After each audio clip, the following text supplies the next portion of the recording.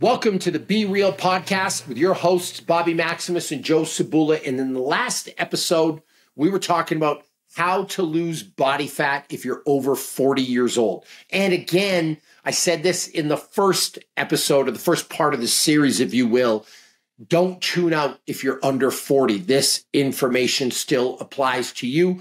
The process is actually just easier if you're 20 years old or 25 years old. Yeah. You've got more. Again, the margins of error are much bigger when you're in your 20s. Yep. All right. So, Joe, just to recap for people that haven't seen the first episode, and if you haven't seen the first episode, you want to go back and see it. How to lose body fat, how to lose weight if you're, in your 40s. But we really, really simplified things. You're going to eat 1,800 calories a day if you're a man, 1,500 calories a day if you're a woman, and you're going to try to create a 500-calorie deficit every single day through exercise. And if you do that for 30 days, you are going to lose body fat. You are going to lean up.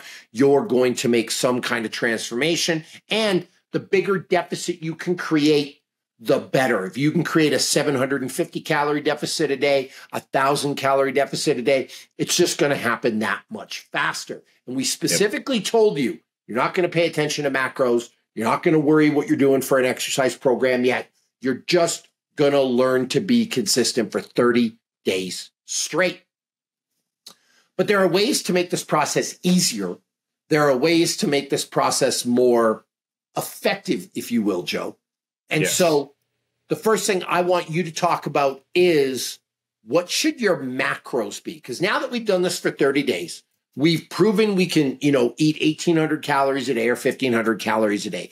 We know the foods that leave us feeling hungry still. We know what allows us to feel a little bit full.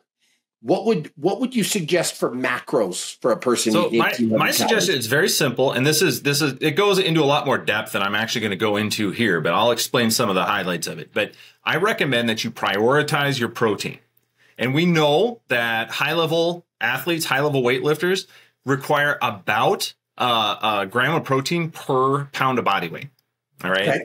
Focus on that number. And I would say your goal weight. So if you're 250 pounds, you're trying to get down to 200, try to get at least 200 grams of protein a day. Okay. All right. If you're a 120-pound woman, 120 grams of protein per day is a good goal. Now, the reason that I want to push the protein, number one, protein is more satiating than carbs. And you know this because, you can eat ice cream all day long, but it's a lot harder to eat a ribeye steak. And you've always said it's impossible to get fat on a diet of steak and butter because it is very, very satiating. It's hard to eat that much. So that's the first thing, right? We want to feed the muscle that we're building. So if we're doing all this exercise, specifically if we're including resistance training, we want to give our muscles the building blocks it needs to continue growing. So we don't want to cut protein. We want to try to prioritize that. Additionally, most sources of protein are also coupled with natural fats, which we're also going to need for our energy needs. Now, what this means is the easiest thing to dial down is going to be carbohydrates.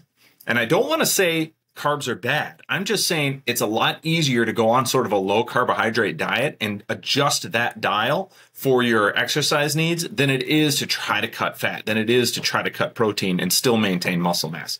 So I would say prioritize your protein, have that minimum number. Again, if you're a 200-pound male, 200 grams of protein per day, less than 1,800 calories total.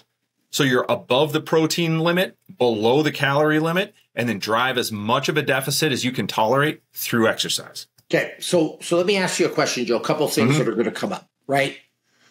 So we're allowed 1,800 calories a day. We talked about in the first part of this. It doesn't matter what your macros are. If you're eating 1,800, you're going to lose weight. So to add to that, if we respect the protein rule, and you're saying we're going to eat 200 grams of protein a day. You're 250, you're trying to get out to 200 pounds. 200 grams of protein. Remind me, how many calories are in a gram of protein? 4. So that's 800 calories. Yep. So if we eat that, 1,800 minus 800, I know what the answer is. I'm just making sure it's all, good because it's math. We have 1,000 calories left in a day. Yep. That's how many calories you have left. To be clear, because you're recommending a lower carb diet, right? That's what you like. There are people that do it the lower fat way. Yeah. However, I'm assuming, however, those other 1,000 calories end up, some ways are easier, some ways are harder. I'm still going to lose the weight. Would that be correct? Yes. Okay. Yeah, that's why you have that calorie limit, because that drives weight loss. Okay. The protein minimum is going to help preserve or even build muscle during this time. Okay. So with that 1,000 calories left, I could have 400 calories from carbs, 400 from fat, 100 calories from carbs, 700 from fat, 800 from carbs. There's a lot of ways. And fat. You can dial it. Like if you're doing CrossFit, you probably want to go a little higher on the carbs, right? Okay. If you're doing more of like a bodybuilding approach, you can get away with a lot less on the carbs. Yeah. It depends, right? It kind of depends on you as a person, on the specific activities you're using to drive that deficit, on how you're feeling, right? If you're really, really crabby, sometimes it's nice to turn that carb dial up a little bit. And it could change day to day.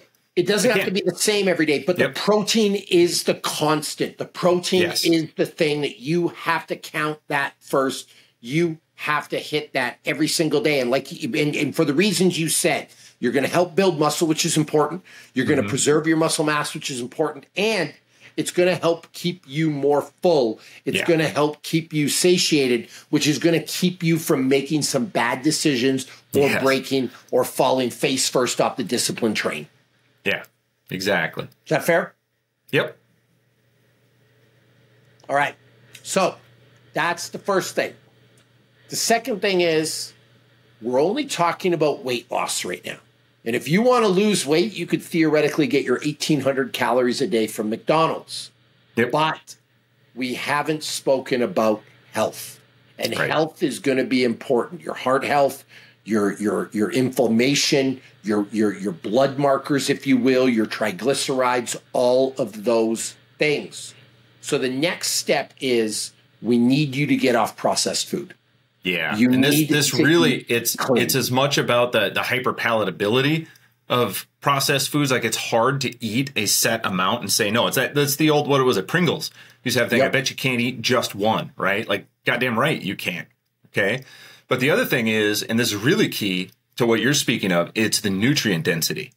Yes. Processed food tends to strip a lot of nutrients out of the food, so you want to go to the natural, the rawest possible sources so that you're getting the maximum amount of minerals, vitamins, like all the stuff that you need, because your total, intake is already cut. So you've got to try to keep that as dense as possible. Yeah.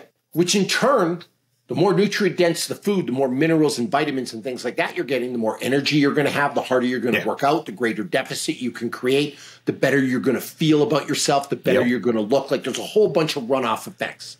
Now, we've done a ton of podcasts, Joe, on what's processed and what's not, but I want to move on to the final kind of thing to talk about today. So we're going to keep this simple. You got to be able to murder it and cook it over a fire, or you got to be able to pluck it from a tree and eat it in its natural state.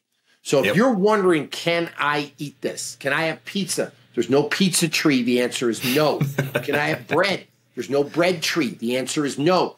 Can I have orange juice? No. What if it's fresh squeezed orange juice? Let me ask you, is there an orange juice tree? The answer is no. You're not allowed it. Like you're living off steak, fish, chicken, eggs, avocados, nuts, berries, green leafy vegetables. Like that's it. That is going to be your diet. Carrots, tomatoes, you can get it from a plant. You're good. Garlic, you can get it from a plant.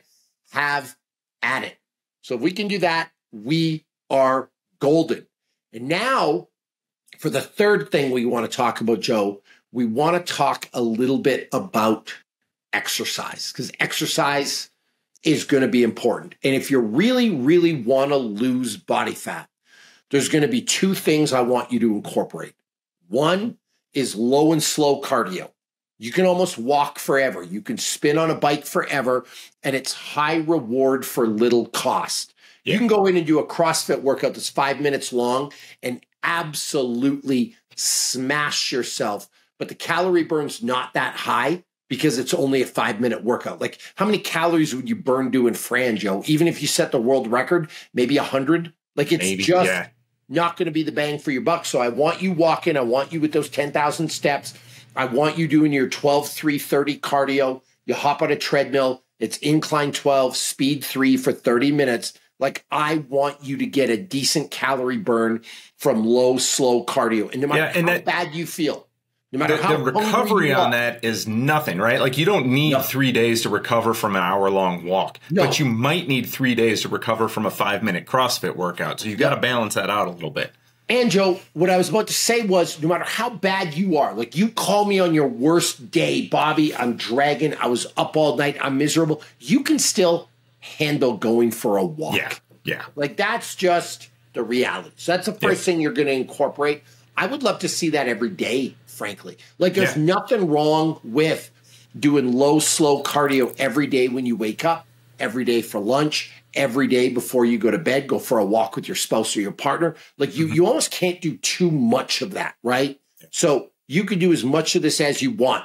But then the second thing I want to add is I do want you to do some higher intensity cardio. Just going into the gym, doing a couple of sets, a couple of reps. When you leave the gym, the calorie burn stops.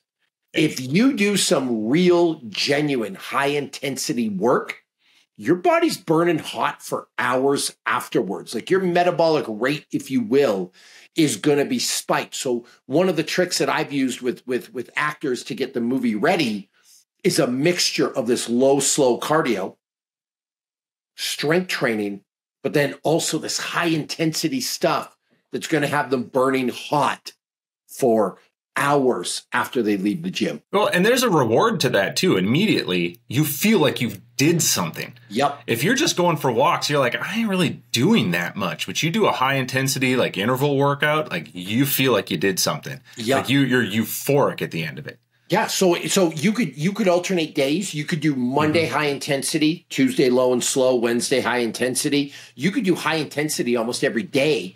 Yeah. You know, paying attention to recovery. Probably we do it all the time in our program as like finishers. You know, ending with a little sprint at the end of a otherwise kind of slow workout, right? And then do low and slow every day. On top of that, you can do 2 days, low and slow in the morning, high intensity at night. The trick with the high intensity, and here's how I kind of want to end the podcast, where you're going to have to be careful, is it's harder to recover from. Yeah. And so that's where you have more margin when you're 20, because 20, you just get smashed with a sledgehammer day after day after day after day after day. If you are 40, you go too hard on Monday, you might be forced to walk on Tuesday and Wednesday and Thursday. And so you're going to have to tailor that according to your ability to recover, how much sleep you're getting, what your history is. I've worked out for 30 years, man. I can handle a lot more intensity than some and I think people. Additionally, like, you know how to recover. You know when you need an ice bath. Yep. You know, you do the sauna every day. Like, that stuff, it comes second nature when you've been at this game a long time. If you're new to it, start planning on it. If you know you're going to do that high intensity workout on a Monday evening, have an ice bath ready. Yeah. And here's the thing, Joe, I want to address something preemptively, because we're going to get hit with this in the comments, and we try to keep these podcasts short. So I'm going to keep this short. I know you're watching this and you're thinking, yeah, except, like, how many sets do I do? How many reps do I do? What exactly does a high intensity workout do? I signed up for this app. Will this work? I have a bike at home. Will this work? Can I do that? I don't want you to worry about that. If you're watching this video and you're the guy who needs to lose 30 pounds, you have no, and I'm going to say this as bluntly as possible, you're fat. You let yourself get lazy. You do not need to care about what is the most effective workout. Like, you stopped showing up for yourself. You need to worry about what you put in your mouth, and you need to just sign up for being active for an hour a day. I don't care if it's Pilates, hot yoga, pickleball, Ninja Warrior Park. Like, get out of the weeds. When you can show up and be consistent for yourself for 90 days straight, for 180 days straight, then I'm happy to have that talk. But until then, you just need to get to work. Perspective. This is part 2 of this conversation. Part 1 was 30 days of just focusing on your calorie limit and trying to get more movement, not even talking specifics for exercise. Part 2 is after you have completed the 30 days. Now we can talk a little bit about macros, and we can start to dial the exercise stuff in a little bit. Part 3, down the road, we can get into specifics for programming. We can talk about your specific body, your background, yada, yada, yada. But just keep in mind, we ain't there yet. And despite all that, you will be shocked how well this works. In fact, you might even be embarrassed and ashamed that you didn't do it earlier, that it really was 100% this damn simple. And let's stop talking about it and go do something about it.